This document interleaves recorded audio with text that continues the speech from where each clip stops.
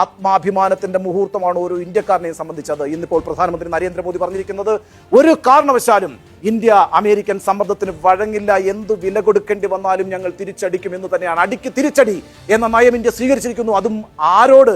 America എന്ന് പറയുന്ന ലോക പോലീസുകാരനോടാണ് വളരെ കൃത്യമായിട്ടുള്ള നിലപാട് ഇന്ത്യ എടുത്തിരിക്കുന്നത്. ഇന്ത്യയുടെ വിദേശകാര്യ മന്ത്രാലയം പറഞ്ഞിരിക്കുന്നത് അമേരിക്കൻ നിലപാട് അൺറീസണബിളും അൺജസ്റ്റിഫയബിളുമാണ് എന്നാണ്. നീതീകരിക്കാനാകാത്തത്, യുക്തിപൂർവ്വമല്ലാത്തത്.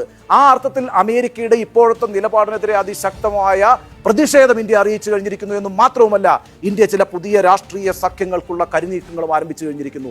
അതിന്റെ ഭാഗമായിട്ടാണ് ഇന്ത്യയുടെ സുരക്ഷാ ഉപദേഷ്ടാവായിട്ടുള്ള അജിത് ഡോവൽ കഴിഞ്ഞ ദിവസം റഷ്യ സന്ദർശിച്ചത് എന്ന് മാത്രവുമല്ല, വിദേശകാര്യമന്ത്രി എസ് ജയശങ്കർ ഈ മാസം തന്നെ റഷ്യ സന്ദർശിക്കും. റഷ്യയും ഇന്ത്യയുമായിട്ടുള്ള ബന്ധം കൂടുതൽ ശക്തിപ്പെടാൻ പോകുന്നു എന്ന് മാത്രവുമല്ല, ഇപ്പോൾ ഇന്ത്യയുടെ പ്രധാനമന്ത്രിയായിട്ടുള്ള നരേന്ദ്രമോദി ചൈന സന്ദർശിക്കാൻ പോവുകയാണ്. ചൈന എന്ന് പറഞ്ഞാൽ അമേരിക്കയുടെ നമ്പർ 1 ശത്രുവാണ്. ആ അർത്ഥത്തിൽ അമേരിക്ക തങ്ങൾക്കെതിരായിട്ടുള്ള നടത്തുന്ന നീക്കങ്ങളെ, ഇന്ത്യയെ സമ്മർദ്ദത്തിലാക്കാൻ നടത്തുന്ന നീക്കങ്ങളെ മറ്റു ചില രാഷ്ട്രീയ നീക്കങ്ങളിലൂടെയും രാഷ്ട്രീയ സഖ്യ നീക്കങ്ങളിലൂടെയും മറികടക്കാൻ തന്നെയാണ് ഇന്ത്യയുടെ തീരുമാനം. ഇന്ത്യ എന്ന് പറയുന്നത് 140 കോടി ജനങ്ങൾ ജീവിക്കുന്ന ഈ ഇന്ത്യ എന്ന് പറയുന്നത് ഒരു വലിയ കമ്പോളമാണ്.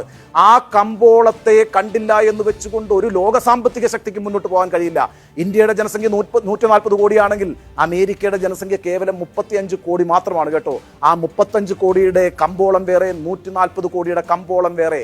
അമേരിക്കയ്ക്ക് നിലനിൽക്കണമെങ്കിൽ ഇന്ത്യ എന്ന കമ്പോളം അനിവാര്യമാണ്. അതുകൊണ്ട് മാത്രവുമല്ല, ഇന്ത്യ മുന്നോട്ട് കുതിക്കുന്ന ഒരു സാമ്പത്തിക ശക്തിയുമാണ്. ഇന്ത്യ ഇപ്പോൾ തന്നെ ലോകത്ത് 5ാമത്തെ സാമ്പത്തിക ശക്തിയാണ്. വരും കാലത്ത് ഇന്ത്യ ലക്ഷ്യം വെക്കുന്നത്, ഉടൻ തന്നെ ലക്ഷ്യം വെക്കുന്നത് 3ാം സ്ഥാനത്തേക്ക് എത്തുക എന്നുള്ളതാണ്.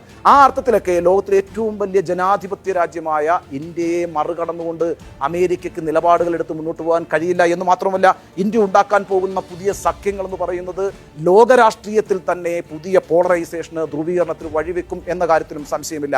ആ അർത്ഥത്തിൽ ഇന്ത്യയുടെ ആത്മാഭിമാനത്തിന്റെ പ്രകാശനമാണ് നടത്തിയിരിക്കുന്നത്. ഇന്ത്യ മുന്നോട്ട് പോകും, ഇന്ത്യ കരുത്തോടുകൂടി മുന്നോട്ട് പോകും. അതിനെ ആർക്കും സമ്മർദ്ദത്തിലാക്കാൻ കഴിയില്ല. അമേരിക്ക അടക്കം ഏത് ലോകശക്തി തിരിഞ്ഞു നിന്നാലും അതിനോട് ചോദ്യം ചോദിക്കാനും അതിനെതിരെ പ്രതിഷേധിക്കാനും അതിനെതിരായിട്ട് പ്രതിരോധം തീർക്കാനും കഴിയുന്ന ആർജവുമുള്ള ജനതയാണ് ഇന്ത്യൻ ജനത എന്ന് ഇന്ത്യൻ സർക്കാർ പ്രഖ്യാപിച്ചിരിക്കുന്നു എന്നതാണ് ഈ വിഷയത്തിൽ സർജിക്കൽ സ്ട്രൈക്കിന്റെ അഭിപ്രായം.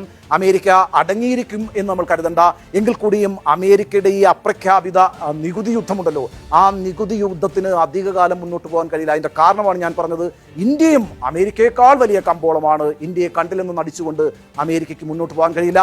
അതുകൊണ്ട് ആത്യന്തികമായ വിജയം അമേരിക്കയ്ക്കല്ല, ഇന്ത്യക്കായിരിക്കും ഈ വിഷയത്തിൽ എന്ന ഉറച്ച നിലപാടാണ് സർജിക്കൽ സ്ട്രൈക്കിനുള്ളത്.